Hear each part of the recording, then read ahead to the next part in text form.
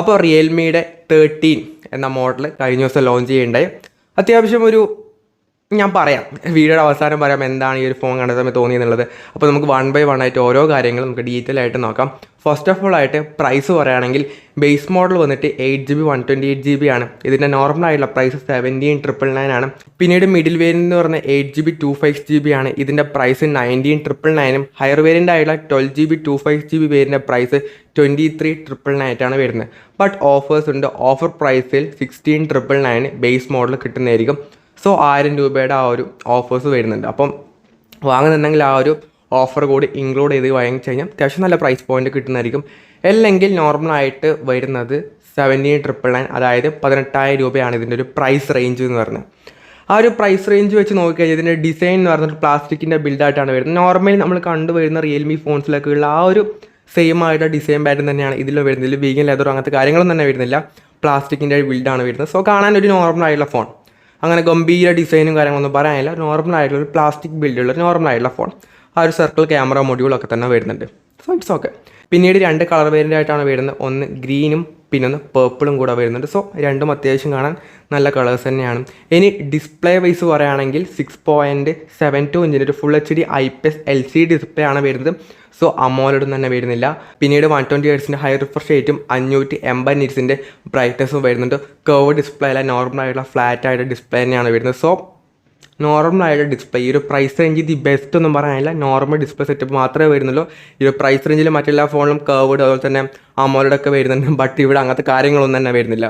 ഇനി ഇതിൻ്റെ ക്യാമറ 15 MBയുടെ ഒരു പ്രൈമറി ക്യാമറയാണ് വരുന്നത്. സാംസങ്ങിൻ്റെ സെൻസറാണ് യൂസ് ചെയ്തിട്ടുള്ളത്. പിന്നീട് ഒരു 2 MBയുടെ ഒരു മോണോ സെൻസറും വരുന്നുണ്ട്. സെൽഫിയിലേക്ക് വന്നു കഴിഞ്ഞാൽ 16 MBയുടെ സെൽഫി ക്യാമറയാണ് കൊടുത്തിട്ടുള്ളത്. റിയർ ക്യാമറ നമുക്ക് 2K ആയിട്ട് 13 FPS ഒക്കെ തന്നെ സപ്പോർട്ട് ചെയ്യുന്നുണ്ട്. സെൽഫിയിലാണെങ്കിൽ ഫുൾ HDയിൽ മാത്രമേ വീഡിയോസ് ഷൂട്ട് ചെയ്യാൻ വേണ്ടി പറ്റുന്നുള്ളൂ. ക്യാമറ ഒക്കെ തന്നെ ഒരു നോർമൽ സെറ്റപ്പ് മാത്രമാണ് ഇതിന് പ്രൊവൈഡ് ചെയ്യുന്നത്. ഞാൻ നേരത്തെ പറഞ്ഞു എല്ലാം നോർമൽ. ഈ ഒരു 18,000 രൂപ എന്ന പ്രൈസ് പോയിന്റ് വെച്ച് നോക്കിക്കഴിഞ്ഞാൽ അത്യാവശ്യം എല്ലാം നോർമലായിട്ടുള്ള സെറ്റപ്പ്. ഡിസ്പ്ലേ ആണെങ്കിൽ ഒരു നോർമലാണ് വന്നത്.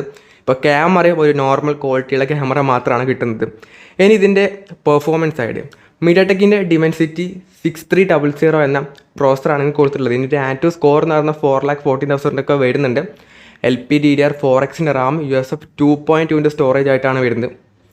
പിന്നീട് പെർഫോമൻസും അങ്ങനെ ഗംഭീരമായിട്ടുള്ള പെർഫോമൻസ് ഒന്നും പറയാനില്ല. ഇതും ഒരു നോർമൽ ഒരു ആവറേജ് പെർഫോമൻസ് ആണ് ഈ ഒരു പ്രൈസ് റേഞ്ച് കിട്ടുന്നത്.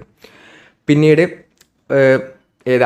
റിയൽമി UI 5.0 ആയിട്ടാണ് യൂസർ ഇൻ്റർഫേസ് ആയിട്ട് വരുന്നത്. ബേസ്ഡ് ഓൺ Android 14 ആയിട്ടാണ് വരുന്നത്.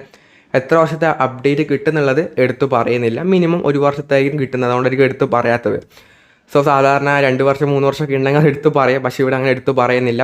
സോ അങ്ങനെ വലിയ ഫീച്ചേഴ്സൊന്നും ഇതിൽ വരുന്നില്ല മെയിൻലി പറയാൻ വേണ്ടിയിട്ട്. പിന്നീട് ബാറ്ററി ആണെങ്കിൽ തന്നെ 5000 mAh ബാറ്ററിയും 45 വാട്ടിൻ്റെ ഒരു ഫാസ്റ്റ് ചാർജിങ്ങും ബോക്സിൽ തന്നെ ഇൻക്ലൂഡ് ചെയ്ത് വരുന്നുണ്ട്.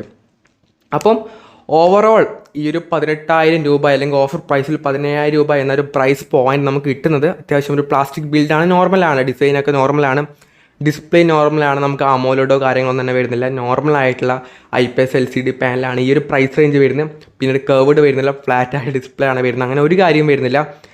പിന്നീട് ക്യാമറ ആണെങ്കിലും ഒരു നോർമൽ ക്യാമറയാണ്. Camera it's okay. ഈ ഒരു പ്രൈസ് റേഞ്ചിൽ മറ്റെല്ലാ ഫോൺസിലും ഇതേപോലുള്ള നോർമൽ ക്യാമറ തന്നെയാണ് വരാറ്. സോ അതുകൊണ്ട് വലിയ കാര്യങ്ങൾ അതിൽ പറയാനില്ല. It's okay. 4K ഒന്നും സപ്പോർട്ട് ചെയ്യുന്നില്ല ഈ ഒരു പ്രൈസ് പോയിന്റിലും. റിയർ ക്യാമറയിൽ 2K മാത്രമേ സപ്പോർട്ട് ചെയ്യുന്നുള്ളൂ. ദെൻ പെർഫോമൻസ് ആണെങ്കിലും ഇറ്റ്സ് ഓക്കെ. പിന്നീട് ബാറ്ററി ആണെങ്കിൽ തന്നെ ഇറ്റ്സ് ഓക്കെ. അത്യാവശ്യം ഓവറോൾ ആയിട്ട് പറയുകയാണെങ്കിൽ ഒരു നോർമൽ ആയിട്ടുള്ള ഫോൺ ഈ ഒരു 18,000 രൂപ എന്ന പ്രൈസ് റേഞ്ചിൽ ഗംഭീരമായിട്ടുള്ള ഒന്നും ഇതിൽ പറയാനില്ല. എല്ലാം ഒരു നോർമൽ സെറ്റപ്പ് മാത്രമാണ്.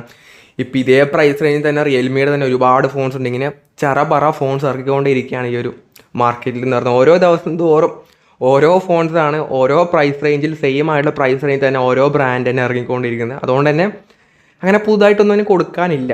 ഇപ്പോൾ കഴിഞ്ഞ കുറച്ചാൾ മുമ്പായിരുന്നു 30 Pro സീരീസ്, ഇനിയിപ്പോൾ അടുത്ത വേറെ സീരീസ് വരട്ട് ഇറങ്ങും, നാസോ സീരീസ് വരട്ട് ഇറങ്ങും. അങ്ങനെ ചറവറ ഫോൺസ് ഇറക്കുന്നുണ്ട്. അതിൻ്റെ ഒരു പ്രശ്നമാണ് ഈ ഒരു പറയുന്ന ബെസ്റ്റ് ഫോൺ. ഇപ്പോൾ ഒരാൾ ഫോൺ വാങ്ങാൻ വേണ്ടി പോകുന്നുണ്ടെങ്കിൽ കൺഫ്യൂഷൻ ആയിരിക്കും ഏതെടുക്കുന്നത്. കാരണം അത്രത്തോളം ഒരേ ബ്രാൻഡ് തന്നെ ഒരുപാട് ഫോൺസ് ഉണ്ട്. അതുപോലൊരു കൺഫ്യൂഷൻ ആയിട്ടുള്ള കാര്യമാണ് ഈ ഒരു പ്രൈസ് റേഞ്ചിൽ ഈ ഒരു ഫോൺ എന്ന് പറയുന്നത്. സോ നിങ്ങളുടെ അഭിപ്രായം താഴെ കമൻറ്റ് ചെയ്യുക. സോ ഈ ഒരു വീഡിയോ യൂസ്ഫുൾ ആയെങ്കിൽ ലൈക്ക് ചെയ്യുക, ഷെയർ ചെയ്യുക, സബ്സ്ക്രൈബ് ചെയ്യുക. So it's your friend Abhinav signing off. By.